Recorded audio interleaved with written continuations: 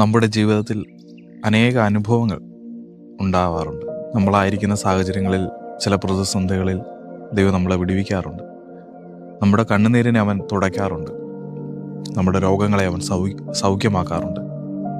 നമ്മുടെ തലമുറകളുടെ ജീവിതത്തിലോ നമ്മുടെ വ്യക്തിപരമായിട്ടുള്ള ജീവിതത്തിലോ പല അത്ഭുതങ്ങളും ദൈവം തുറന്നിട്ടുണ്ട്.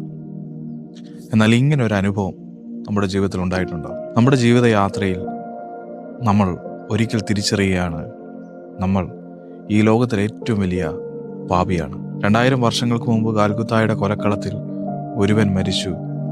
അവൻ എനിക്ക് വേണ്ടിയാണ് മരിച്ചത്, എൻ്റെ പാപത്തിന് വേണ്ടിയാണ് എന്നുള്ളത്. ആ വേദന എനിക്ക് സഹിക്കാൻ കഴിയുന്നതിലും അപ്പുറമായിരുന്നു.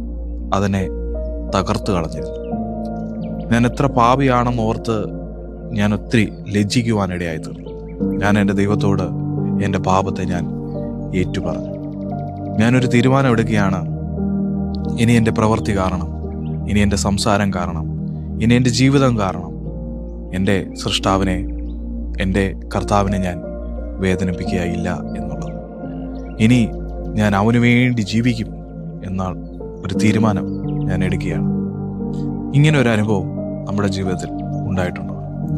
പലപ്പോഴും നമ്മുടെ രോഗങ്ങളെ സൗഖ്യമാക്കി നമുക്ക് വേണ്ടി അത്ഭുതങ്ങളെ പ്രവർത്തിക്കുകയും ചെയ്യുന്ന ദൈവത്തെ നമ്മൾ കണ്ടു, അതോർത്ത് ദൈവത്തെ ആരാധിച്ചിട്ടുണ്ട്, അതോർത്ത് ദൈവത്തെ മഹത്വപ്പെടുത്തിയിട്ടുണ്ട്. അങ്ങനെ ഒരു അനുഭവമുണ്ട്. എന്നാൽ ഇത്തരത്തിലൊരു അനുഭവം നമ്മുടെ ജീവിതത്തിലുണ്ടോ? അതിൻ്റെ പേരാണ് മാനസാന്തരം. യേശു കർത്താവിൻ്റെ പരസ്യ ശുശ്രൂഷയുടെ ആദ്യത്തെ പ്രസംഗം, സ്വർഗരാജ്യം സമീപിച്ചിരിക്കുകയാൽ മാനസാന്തരപ്പെടുവിൻ. യോഹന്നാൻ തടവിലായപ്പോൾ യോഹന്നാൻ എവിടെ വെച്ച് അവസാനിച്ചുവോ അവിടെ വെച്ച് കർത്താവ് ആരംഭിക്കുകയാണ്, സ്വർഗരാജ്യം സമീപിച്ചിരിക്കുകയാൽ മാനസാന്തരപ്പെടുവിൻ.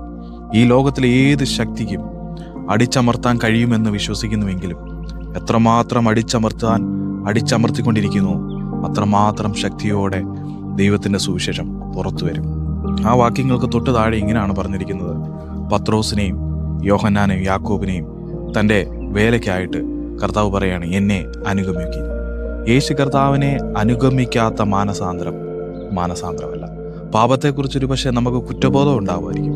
എന്നാൽ അതിനെ ഏറ്റുപറഞ്ഞ് ഉപേക്ഷിച്ച് കർത്താവിനെ അനുസരിപ്പാൻ, കർത്താവിനെ അനുഗമിക്കുവാൻ ഒരു സ്റ്റെപ്പും കൂടെ ഞാൻ എടുത്തില്ല എങ്കിൽ അത് മാനസാന്തരത്തിൻ്റെ പൂർത്തീകരണം ആകുകയില്ല.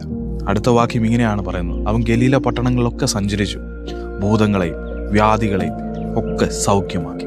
സ്വർഗരാജ്യത്തിൽ അവകാശിക്കപ്പെട്ടവരാണോ നമ്മൾ? സ്വർഗരാജ്യത്തിൽ ഉൾപ്പെട്ടവരാണോ നമ്മൾ? മാനസാന്തരപ്പെട്ടവരാണോ നമ്മൾ? നമ്മളായിരിക്കുന്ന രോഗത്തിൽ നിന്നും, വ്യാധികളിൽ നിന്നും, പ്രതിസന്ധിയിൽ നിന്നും, പിശാചിൻ്റെ പിടിയിൽ നിന്നും അവരെ വിടുവിച്ച് ക്രിസ്തുവാകുന്ന രക്ഷയുടെ മാർഗത്തിലേക്ക് കർത്താവ് നടത്തും.